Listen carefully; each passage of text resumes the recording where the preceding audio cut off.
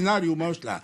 يبقى حكايه المؤامره الخارجيه وريد الخارجيه لما نتكلم عليها يعني نضعفوا الجزائر، يعني نطيحوا بقيمه الجزائر. الجزائر عرضه باش اي واحد يجي. شوف كاين مشكل انه النظام الجزائري عنده عقده من المغرب، كل شيء نحبوا نسجلوها على المغرب. المغرب فيه جزائريين ومغاربه يعملون على امحاء الحدود، على توحيد الشعوب. وهناك ناس تكرس لي التفرقه. نقرا في جريده يقول لك فرحات مهني ياخذ 250 ألف يورو شهريا من المغرب، يعني 3 ملايين في السنه. فعلى مدى 10 سنوات الراجل هذا يتسمى عنده ثروه. حتى نحيد عن لا المؤامره الخارجيه. اسمح لي نعطيك دليل.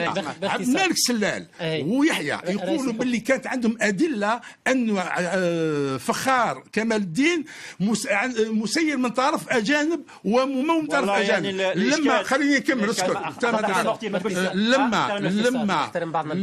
لما جاو عملوا معه تحقيق اسبوع اجهزه مكافحه التجسس ما لقاوش عليه جرام واحد. سيدي هشام عبود حتى لو تجيب